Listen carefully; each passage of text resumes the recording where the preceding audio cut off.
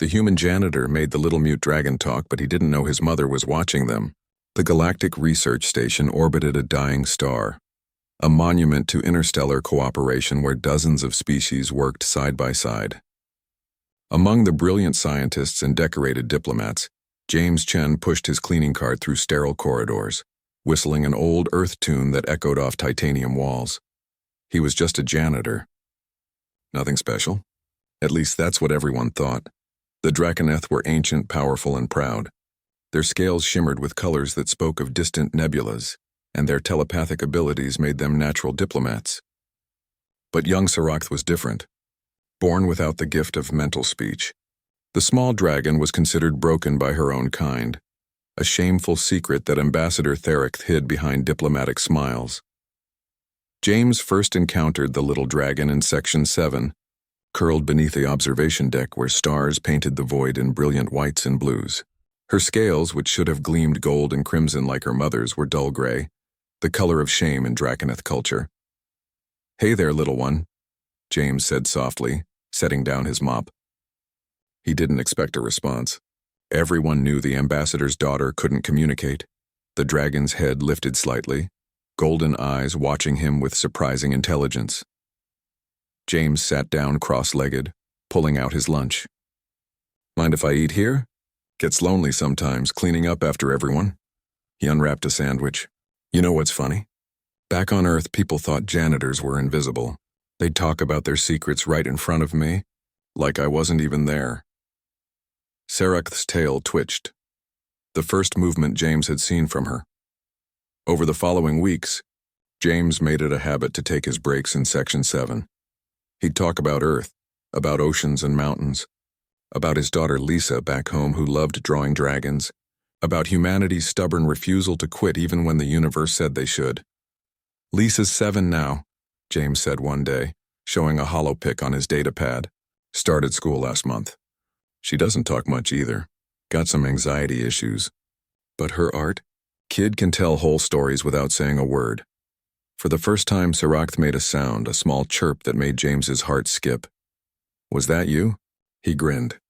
"Hey, that's something." What James didn't know was that Ambassador Thericht watched from the shadows, her massive form rendered invisible by high-tech camouflage. She'd been following her daughter's strange attachment to this human, ready to intervene if needed, but now she simply observed. James pulled out a sketch pad, one of Lisa's old ones she'd sent him. "My daughter taught me something. She said talking isn't the only way to have a voice." He drew simple shapes, then showed them to Saract. Circle means happy, triangle means sad, square means scared. We made our own language. The little dragon's eyes widened. Her claw reached out tentatively, touching the pad. "You want to try?" Over the next hour, James and Saract created something beautiful. While other species had tried to fix her telepathy, or taught her to write in their complex languages, this human janitor simply met her where she was. He drew pictures. She tapped responses. They laughed, her chirps mixing with his chuckles. "You're not broken," James said quietly. "You're just speaking a language nobody else learned yet. That doesn't make you wrong. That makes them lazy." Ambassador Thericht felt something crack in her chest, the same place where pride and love warred constantly. She watched this insignificant human, this janitor, give her daughter something she couldn't: acceptance. Saract grabbed the stylus in her small claws and began to draw. Clumsy at first, but determined. She drew a dragon herself and a human figure. Between them, a heart. "Oh, kiddo," James's voice cracked. "I'm honored." Then Saract did something that made the universe hold its breath. She drew 2 more dragons, one large, one small, with a question mark between them. The universal symbol everyone understood. "You want your mama to join us?" James asked gently. The little dragon nodded, then did something impossible. She opened her mouth and spoke, not telepathically, but with actual sound. The word was rough, unpracticed, but unmistakable in any language. "Ma. Ma."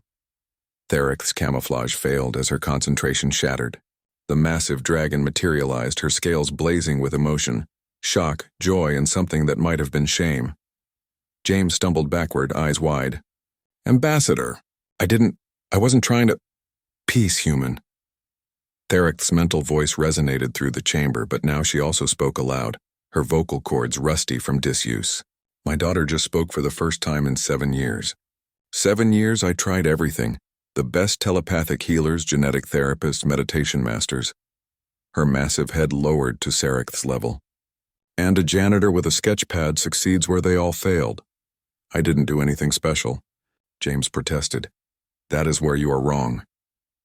Sarekth's eyes, ancient and wise, fixed on him.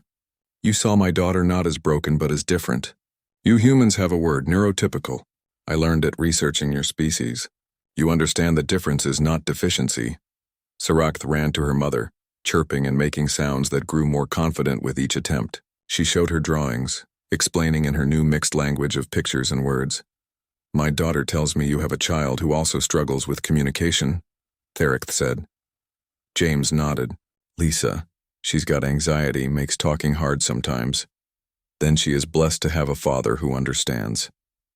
The ambassador's tone shifted, becoming formal. James Chen of Earth, the Draconeth Collective owes you a debt. You gave my daughter her voice, not by fixing her, but by hearing her. I'm just a janitor, ma'am. No. Sarekth's scales blazed gold and crimson. You are what humanity has always been. Stubborn, creative, and foolish enough to try what everyone else declared impossible. You are exactly what this universe needs more of. Sarekth chirped loudly, then spoke again. Friend, James, friend. James wiped his eyes. Yeah, kiddo, friends. As news spread through the station, the story became legend. The human janitor who taught a mute dragon to speak. But those who understood knew the truth. He didn't make her talk. He simply listened in a language she could speak.